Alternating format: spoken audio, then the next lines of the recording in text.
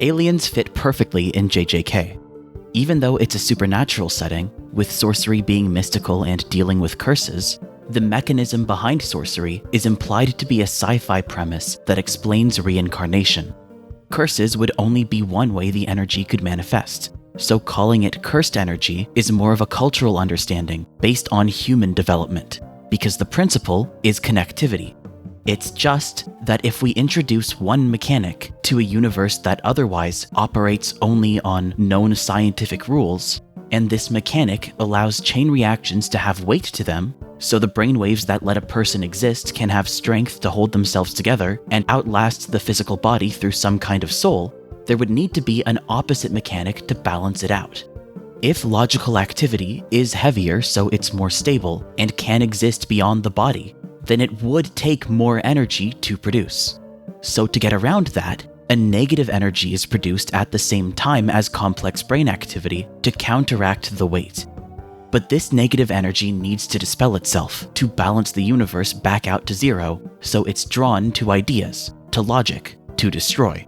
And because this universe needs to be able to create this kind of negative energy to allow heavier chain reactions to be made, this negative energy would have two properties.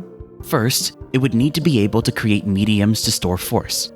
The energy itself is made to delay immediate destruction that's otherwise meant to counteract reinforced creation.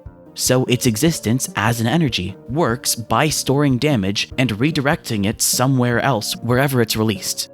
Cursed energy works by withholding effects and manifesting some medium to release the effects in an indirect way. And second, it would need to be able to target concepts. Logic is just a concept that exists by following a sequence. It's an idea over time, and instead of only exerting brute physical force, this energy is meant to offset chain reactions, to offset logic, so its alignment is oppositely logical, like it's an anti-chain reaction to balance out the creation of a normal chain reaction. This homing feature means that along with an amount of damage, it stores a direction, an alignment to apply that destruction. And if there's a level of aimbot to it, that means it contains a level of complexity, like intelligence. So cursed energy works by storing effects to release in indirect ways, by making mediums. And alongside power, it stores directions, which can produce logic and intelligence.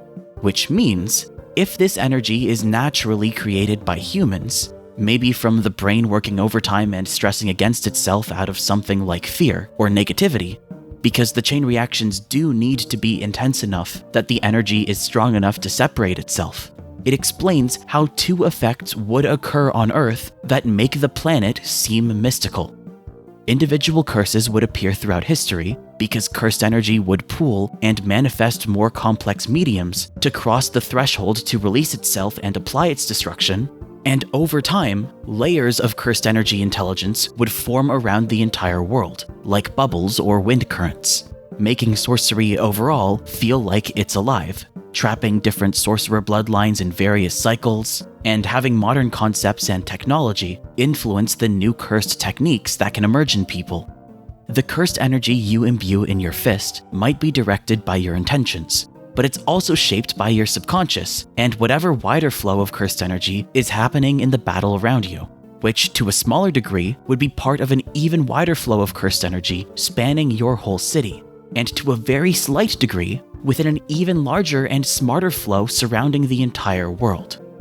This would explain how binding vows are a thing, because you're just putting yourself at the mercy of a wider flow to harness wider currents of power, which gets less predictable when another person is added to the equation, and explains how you can make a technique stronger by explaining it to other people, which was covered in the Gojo video. And it would also explain black flashes. It's too complex to calculate the overall state of the world yourself, from your point of view.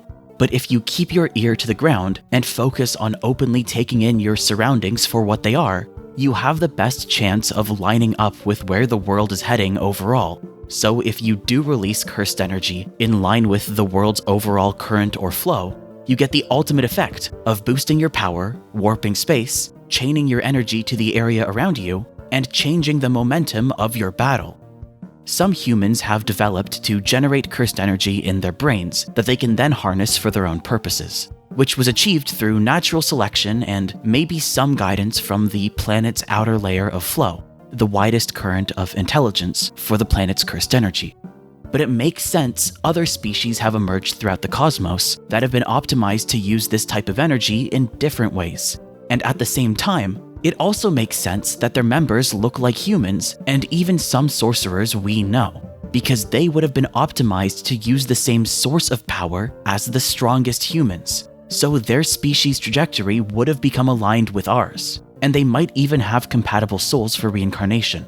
It's just that, to them, cursed energy isn't inherently evil, and it's not associated with curses. It's just a building block for their powers.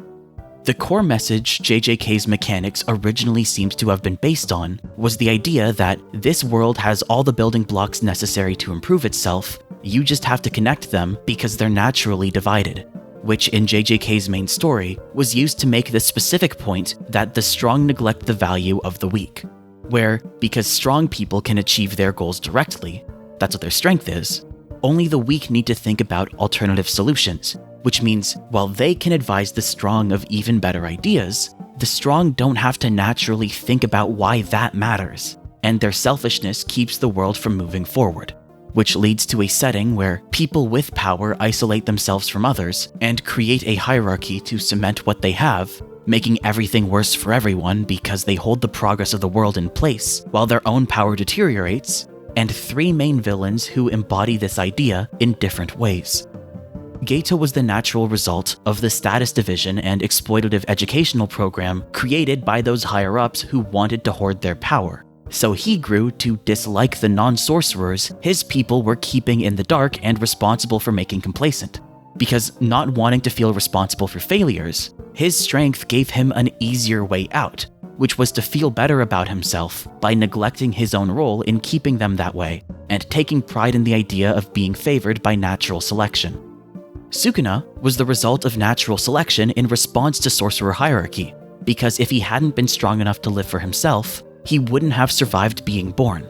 But the constant reinforcement of the idea that he had to live for himself and play the sorcerer hierarchy's game cost him the mental flexibility to realize he could afford to try living in harmony with and trusting people like Yuji and Gojo once the top sorcerers were finally dealt with.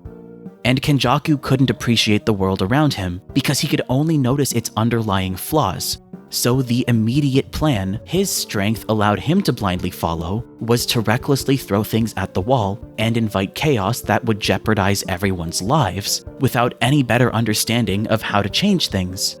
And once he was able to satisfy his feelings by actually being able to connect with someone thanks to a cursed technique his scheme inadvertently brought into existence, he realized he didn't need to change the wider world to personally feel better.